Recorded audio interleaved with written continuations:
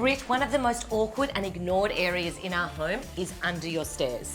Oh wow, okay, so this has become a bit of a dumping ground for this family. Yeah. What do people usually store under here? Okay, so you've got two choices. You can either use it for storage, like if you don't have a shed or a garage. In this home, I want to create a family launch area. So it's a place for the school bags, blazers, keys, and even things for the pets. But first, we need to declutter and sort. You never know what you're going to find in a place like this. So let's get ready and get our hands dirty. This is going to be a big job. Let's do it.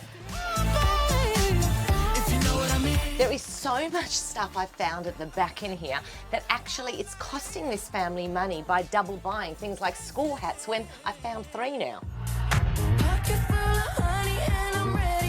Anita, I have never seen so many shopping bags. But our biggest mistake is we put it into an area that we can't get to, we can't find, and it just becomes shopping bag city here. But we're not going to keep all of these. No, I've actually done a bit of investigating, and you can take it down to your local Coles, Woolies, or your supermarket, and there's actually a bin there that recycles them. And what else have you found here? Okay, we have beach bags, school bags, and bags the kids have grown out of. We've got Christmas wrapping, we've got shoes, we've got school clothes, but now I've got to organise it.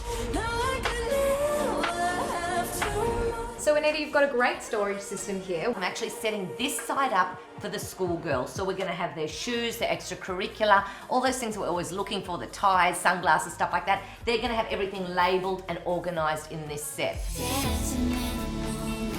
In this Alpha unit, I'm going to store the other essential items we want to be able to get to. Things like first aid, pets, shoe polish, the vacuum bags and accessories, wires and cables, and most importantly, the shopping bags. Now, we always have a stack of these shopping bags, so what's the best way to store these away? Well, you saw in there it was the wrong way. The best way is to fold it, and we're actually going to store it neatly, kind of like little files in a filing cabinet. Fold it into thirds, starting from the bottom to the top. Going to go into a third, right? And then bring the other side in from a third. I'm going to bring the triangles up. Put the handles over the little top of that triangle. Mini sandwich. So good. I know.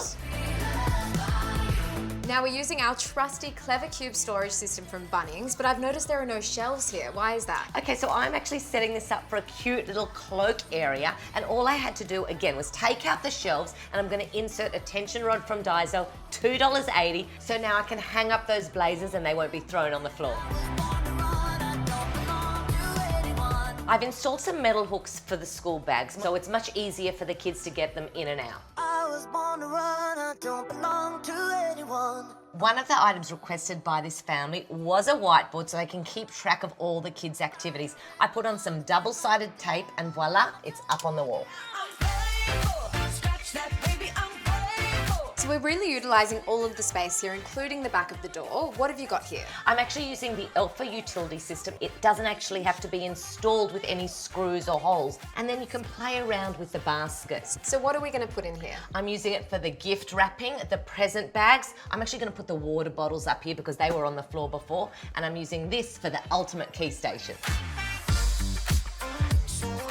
Anita, this looks incredible. You have completely transformed this whole space, and to think what a cluttered mess it was before. And also to think of what a difference it makes to a family to be able to walk in from their front door and have this to come home to instead of what they saw before. Every little space has been utilised and now it's a happy place.